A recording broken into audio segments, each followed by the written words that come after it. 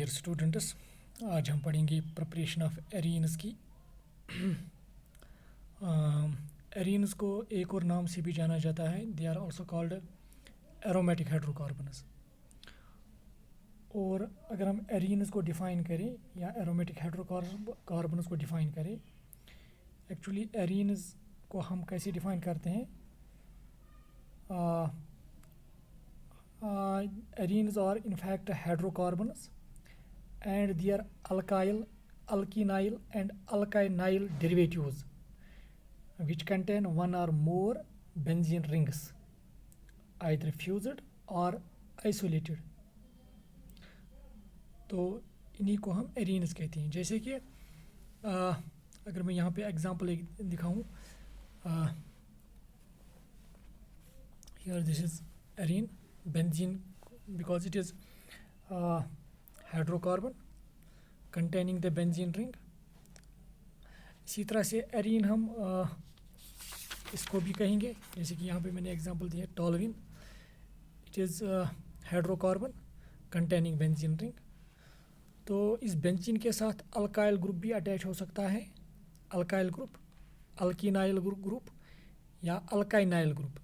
तो उन सभी को हम एरीन्स कहते हैं।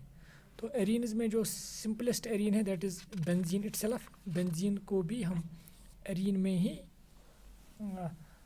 क्लासीफाई करते हैं। ये भी एरीन भी, ये बेंजीन भी एरीन का ही एरीन की ही एक एग्जांपल है। तो यहाँ पे हम एरीन्स के बारे में थोड़ा पढ़ेंगे। तो एरीन्स में जो मैंने कहा कि जो सिंपलेस्ट एरीन है दैट इज़ बेंजीन, और इसका एक और नाम है, it is also called phene. Benzene का एक और नाम भी है, इट इज़ कॉल्ड फीन। और बेंजीन को सबसे पहले आइसोलेट किया है by Michael Faraday in 1825 from cylinders of compressed illuminating gas obtained from pyrolysis of whale oil। ये आप याद रखेंगे यहाँ पे। और जो ये एरीन्स हैं ये मेनली प्रेजेंट होते हैं कहाँ पे? In the light oil fraction of coal tar distillation, जहाँ से इसको डिफरेंट तरीक़ों से इन एरीन्स को आइसोलेट किया जाता है। मगर ये जो एरीन्स हैं, एरीन्स को हम लेबॉर्ट्री में भी बनाते हैं बाय यूजिंग डिफरेंट मेथड्स। तो ये थी कुछ पॉइंट्स एरीन्स के बारे में। तो अगर हम इनकी लेबॉर्ट्री प्रिपरेशंस के बारे में जो हम ये बनाते हैं लेबॉर्ट्रीज़ में, कौन कौन सा तरीका है जिससे हम ये एरीन्स बनाते हैं, जिनमें बेंजीन भी एक एग्जांपल है। अगर हम यहाँ पे बेंजीन की बात करें, फ्रॉम इथाइन, अगर हम इथाइन को इस्तेमाल करें, इथाइन से भी हम बेंजीन बनाते हैं बाय यूजिंग साइक्लिक पॉलीमराइजेशन। अगर हम इथाइन को पास करें through red hot iron tube at 873 kelvin, it trimerizes like this, जो मैंने यहाँ पे दिखाई है। इट इज़ इथाइन या एस्टाइलिन इथाइन। यहाँ पे ट्रिपल बॉन्ड है, यहाँ पे एक बॉन्ड शिफ्ट होगा इस तरफ और इन दरमियान सिंगल बॉन्ड बन जाएगा, यहाँ पे डबल बॉन्ड रहेगा। इसी तरह यहाँ पे double bond, single bond in दरमियान बन जाएगा। तो इसी तरह से ये बॉन्ड यहाँ एक जाएगा, तो यहाँ पे सिंगल बॉन्ड, यहाँ पे डबल बॉन्ड। तो इस तरह से हमें बेंजीन मिल जाएगा। तो यहाँ पे कितने मॉलिक्यूल्स आपस में मिल जाते हैं? 3 molecules. That is why we say it trimerizes to give benzene. एक और तरीका भी है जिसके ज़रिए हम बेंजीन बनाते हैं, that is from sodium benzoate. अगर आप यहाँ पे देखेंगे sodium benzoate, it is sodium, it is benzene is attached with CONA, it is sodium benzoate. अगर हम सोडियम बेंजोएट की डिकार्बोक्सिलेशन करेंगे विद सोडा लाइम, तो व्हाट हैपन्स, यहाँ से ये CO2 निकलेगा, Na it becomes Na2, CO, ये जो 2 ऑक्सीजन और एक ऑक्सीजन CO3।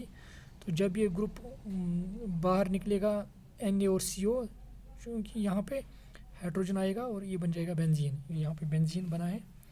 तो ये भी एक तरीका है जिसके ज़रिए हम एरीन्स या बेंजीन बनाते हैं। एक और तरीका भी है जिसके ज़रिए हम बेंजीन बनाते हैं, दैट इज़ फ्रॉम फिनॉल। अगर हम फिनॉल की रिडक्शन करें विथ जिंक डस्ट तो वहाँ पे हमें बेंजीन मिल जाएगा। जैसे कि it is phenol zinc dust, zinc oxygen को रिमूव करके जिंक ऑक्साइड और यहाँ पे H अपने यहाँ पे आ जाएगा तो ये बन जाएगा benzene. Benzene is a formula C6H6। और एक तरीका है दैट इज़ फ्रॉम क्लोरोबेंजीन। अगर हम क्लोरोबेंजीन की रिडक्शन करें विथ निकल एल्युमिनियम एलॉय तो यहाँ पे जब इसकी रिडक्शन होगी तो इसका मतलब है कि यहाँ पे जो निकल एल्युमिनियम एलॉय है वो हमें हाइड्रोजन्स प्रोवाइड कर सकता है। तो हाइड्रोजन ऐड करने को भी हम रिडक्शन कहते हैं। तो ये हाइड्रोजन यहाँ पे ऐड हो जाएगा तो ये Cl दूसरे हाइड्रोजन के साथ HCl निकलेगा तो हमें बन जाएगा यहाँ पे बेंजीन।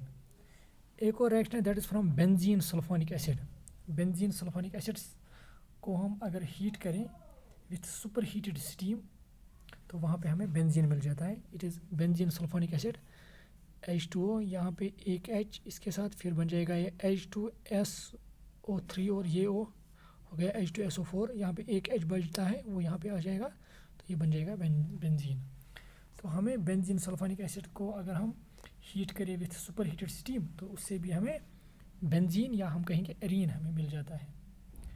एक और इम्पॉर्टेंट रिएक्शन है दैट इज़ फ्रॉम N-हेक्सेन एंड N-हेप्टेन से भी हम ये बनाते हैं।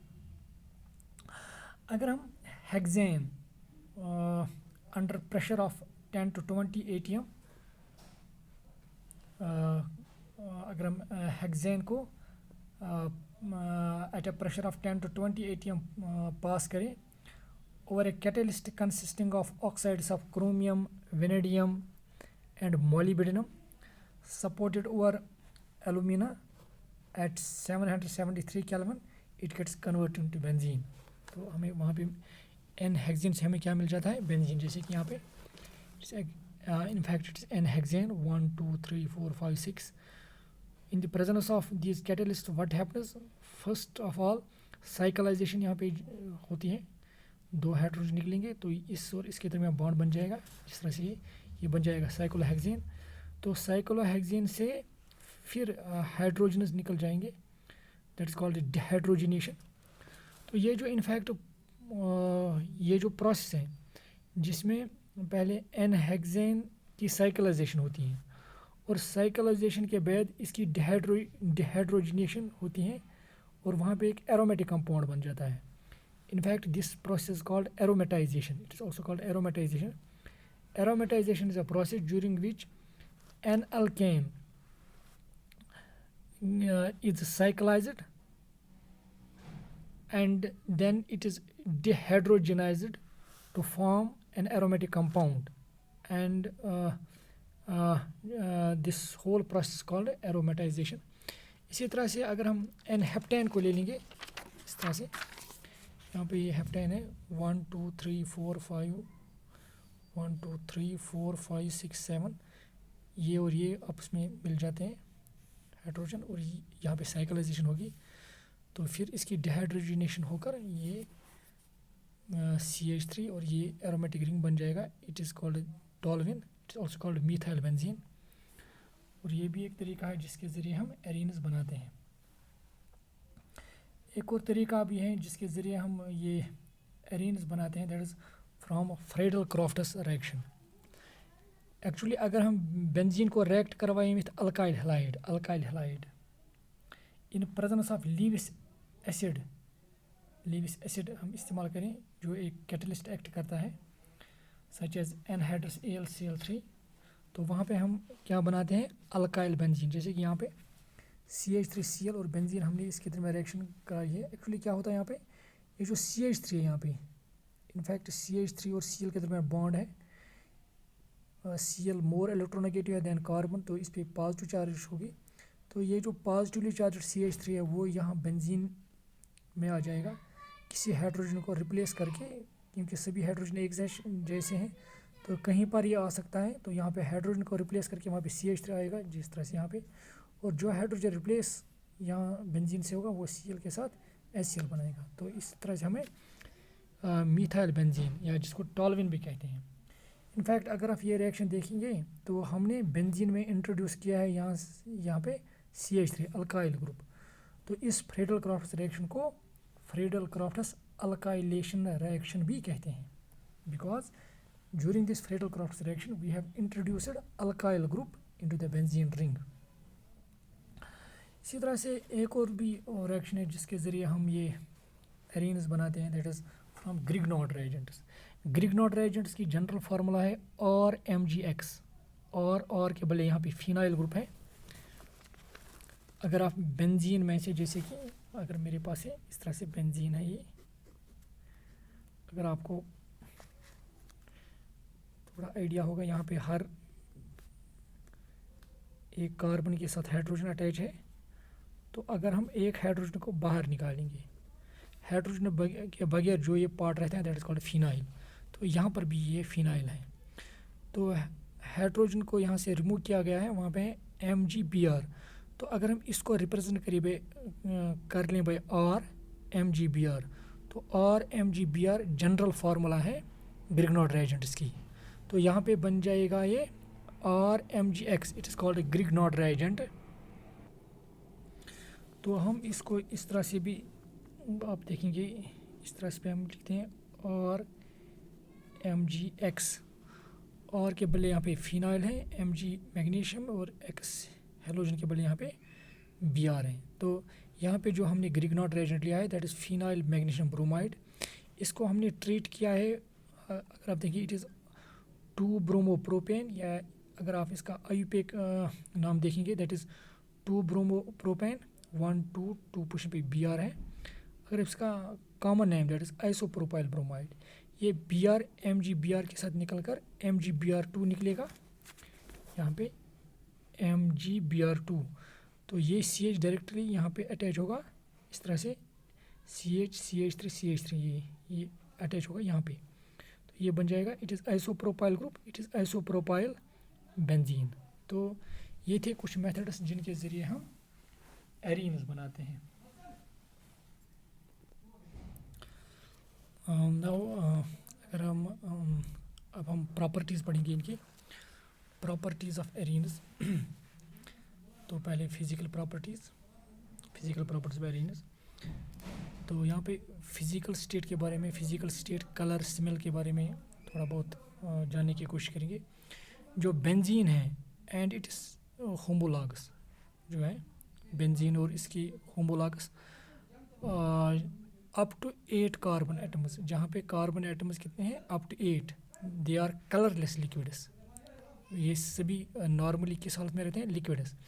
वाइल द हायर वनस, जो वो बेंजीन के होमोलॉगस जहाँ पे कार्बन एटम्स 8 से ज़्यादा होंगे, दे आर सॉलिड्स, वो सॉलिड स्टेट में रहते हैं विथ कैरेक्टरिस्टिक स्मेल, और उनकी एक कैरेक्टरिस्टिक स्मेल होती है। जैसे कि नेप्थलीन के बारे में आपने देखा होगा और सुना भी होगा, और इनफैक्ट ये इसके बारे में आपने ये एग्ज़ाम्पल हम घरों में भी हम नेप्थलीन बॉल्स इस्तेमाल करते हैं।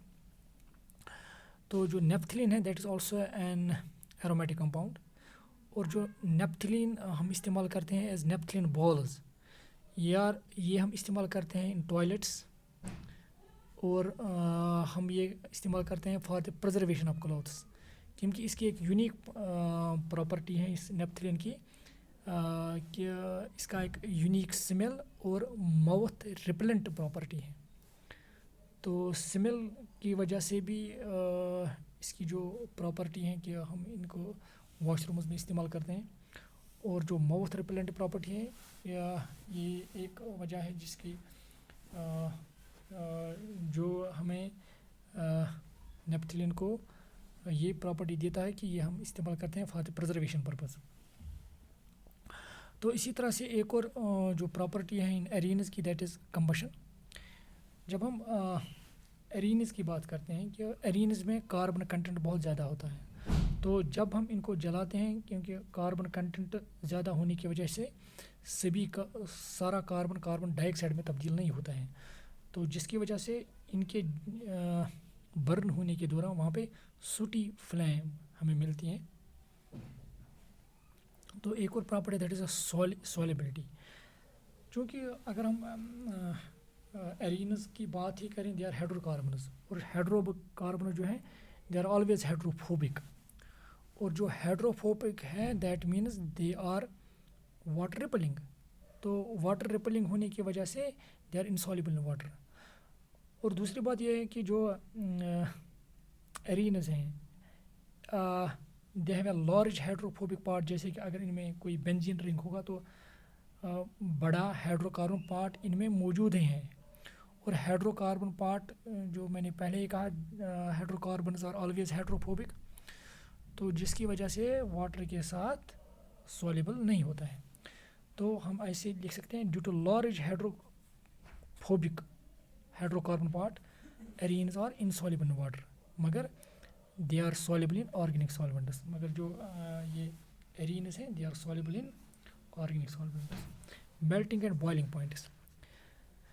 The boiling points of arenes increase with increase in molecular mass. Generally अगर बॉइलिंग पॉइंट्स के बारे में हम देखेंगे, as the molecular mass increases, अगर एरीन्स का मॉलिक्यूलर मास इंक्रीज होता जाएगा तो उनके बॉइलिंग पॉइंट्स भी इंक्रीज होते जाएंगे as usual, which can be explained on the basis of van der Waals force of attraction. क्योंकि हमें पता है कि जितना मॉलिक्यूल का साइज बढ़ता जाएगा, van der Waals force of attraction ज़्यादा होते हैं, तो ऑटोमेटिकली बॉइलिंग पॉइंट ज़्यादा होंगे। तो that is the reason the boiling points of arenes increase with increase in molecular mass due to corresponding increase in the magnitude of van der Waals forces. मगर जो melting points हैं, the melting points किस चीज़ पे depend करता है? एक तो डिपेंड करता है ऑन द मॉलिक्यूलर साइज, और दूसरी चीज़ जिस पे मेल्टिंग पॉइंट डिपेंड करता है दैट इज़ सिमेट्री। अगर हमें दो मॉलिक्यूल्स होंगे, फ़र्ज़ कीजिए कि हमारे पास दो कंपाउंड्स हैं जिनके मॉलिक्यूल्स डिफरेंट हैं, उनका मॉलिक्यूलर साइज सेम है मगर उनकी सिमेट्री डिफरेंट है। इन दो कंपाउंड्स में अगर हम मॉलिक्यूल्स का साइज सेम है मगर सिमेट्री डिफरेंट है, जिस कंपाउंड के मॉलिक्यूल्स ज़्यादा सिमेट्रिकल होंगे तो वो लेटिस में अच्छे से फिट होंगे, तो ऑटोमेटिकली उनको सेपरेट करना मुश्किल होगा। तो जिसकी वजह से ऐसे जो कंपाउंड होंगे उनका जो मेल्टिंग पॉइंट होगा वो ज़्यादा होगा compare to the second compound which though having molecules of same molecular mass but जहाँ पे मॉलिक्यूल्स अनसिमेट्रिकल हैं। जैसे कि इसमें एग्जांपल यहाँ पे दे रहा हूँ जो आपको, तो यहाँ पे मेल्टिंग पॉइंट डिपेंड करता है एक तो साइज़ पे और दूसरी सिमेट्री पे। अगर आप ये एग्जांपल यहाँ पे देखेंगे, अगर आप यहाँ पे देखेंगे हर कहीं पे मिथाइल ग्रुप दो हैं, बेंजीन रिंग अगर आप देखेंगे तो मॉलिक्यूलर मास जो है तीनों का सेम है। मगर अगर आप ये देखें ये वाला, इट इज़ इनफैक्ट अगर जब भी कोई, जैसे कि अगर मैं यहाँ पे पहले लिखूँ एक, अगर मैं यहाँ पे बेंजीन बना रहा हूँ तो अगर मैं यहाँ पे एक ग्रुप एक्स लिख रहा हूँ, तो जब भी बेंजीन में पहला ग्रुप होगा तो उस ग्रुप के रेस्पेक्ट जो अदर पोजीशंस बेंजीन में होते हैं तो उनको हम डिजिग्नेट करते हैं। जैसे कि अगर इसको let it is carbon number 1 2 3 4 5 6, जो ये पोजीशन है it is ortho, it is Meta, it is para, it is also ortho, it is also Meta. तो अगर आप यहाँ देखेंगे यहाँ पे मिथाइल दो ग्रुप है मगर ये ऑर्थो आइसोमर है, ये मिथाइल ग्रुप इस मिथाइल के ऑर्थो पोजीशन पे है, तो ये मेटा पोजीशन पे है, तो ये पैरा पोजीशन पे है। तो तीनों मॉलिक्यूल्स का मॉलिक्यूलर मास सेम है, मगर अगर आप ये देखेंगे this molecule it is more symmetrical, para isomer क्या है ज़्यादा सिमेट्रिकल, ये मॉलिक्यूल्स ज़्यादा सिमेट्रिकल होते हैं। तो सिमेट्रिकल होने की वजह से ये क्रिस्टल में ज़्यादा अच्छे से पैक होंगे, क्रिस्टल लेट्स में इनकी पैकिंग बहुत अच्छी होगी, तो जिसकी वजह से ऐसे मॉलिक्यूल्स को क्रिस्टल में से सेपरेट करना मुश्किल होगा, जिसकी वजह से जो पैरा आइसोमर होगा इसका मेल्टिंग पॉइंट इन दो से ज़्यादा होगा। तो ये था कि मेल्टिंग पॉइंट किस चीज़ पे डिपेंड करता है, एक तो साइज़ और दूसरी है सिमेट्री।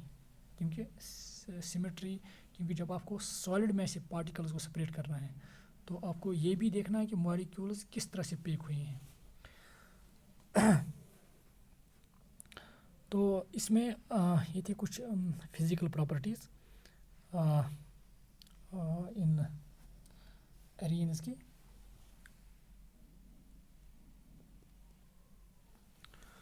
तो यहाँ पे हम लिख सकते हैं फिर